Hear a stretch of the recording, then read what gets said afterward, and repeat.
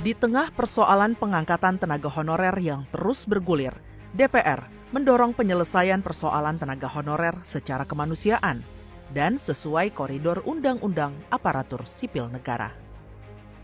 Kemenpan RB menyebut jumlah tenaga honorer di Indonesia hingga tahun 2023 mencapai 2,3 juta orang, sehingga butuh perhitungan yang cermat agar tidak membebani negara, namun juga tidak menelantarkan para honorer. DPR bersama pemerintah telah menyiapkan formula terbaik untuk menata dan mengelola ASN melalui revisi Undang-Undang ASN Nomor 5 Tahun 2014. Salah satunya rencana perekrutan para honorer menjadi ASN sebagai komitmen meningkatkan kesejahteraan dan memperjelas status tenaga honorer, sehingga keberadaan para tenaga honorer dapat diakui dengan baik dan mendapatkan hak-hak yang layak sesuai dengan kontribusi dan pengabdiannya kepada negara. Salah satu isu yang mencuat adalah penghapusan tenaga honorer di instansi pemerintah pada November 2023. Menanggapi hal tersebut, Ketua Komisi 2 DPR RI, Ahmad Doli Kurnia, menegaskan tidak akan ada pemutusan kerja tenaga honorer. Doli menjelaskan dalam revisi Undang-Undang ASN tidak akan mengurangi pendapatan yang selama ini diterima dan tidak menambah beban anggaran baru. Mengingat peran tenaga honorer dalam pemerintahan sangat dibutuhkan. Saya tegaskan bahwa kami sudah meminta kepada pemerintah dan juga sepakat bahwa tidak akan ada penghapusan tenaga honorer. Yang kedua adalah tidak akan ada penurunan tingkat kesejahteraan atau salary dari tenaga honorer yang selama ini mereka terima. Nah, yang ketiga adalah penyelesaiannya kita cari sedemikian mungkin tidak akan menambah beban anggaran baru, terutama kepada APBN.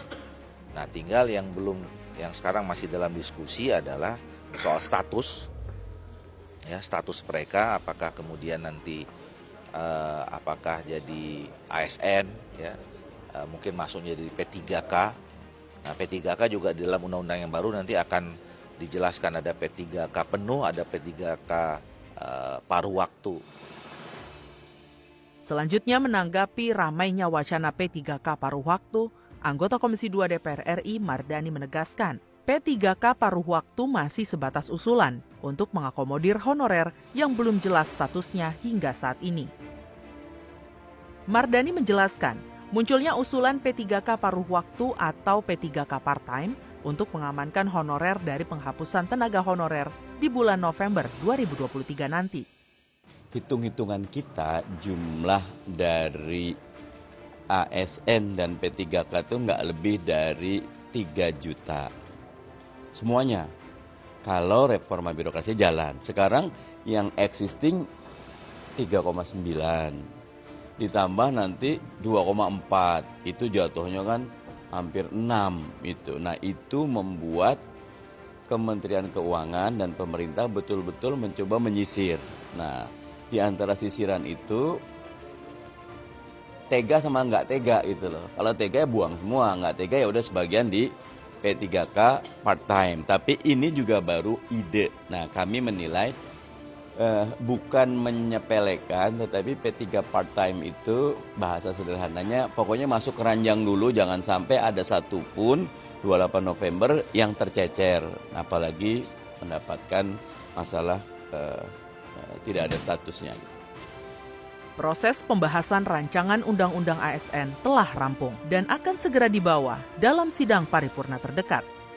Dalam draft rancangan Undang-Undang ASN disebutkan penentuan P3K penuh waktu dan paruh waktu akan dilihat berdasarkan tupoksi dan beban kerja dari jabatan yang diampu. DPR berharap perubahan tenaga honorer menjadi P3K dapat memberikan kepastian status, kesejahteraan, serta meningkatkan pelayanan pemerintahan kepada masyarakat.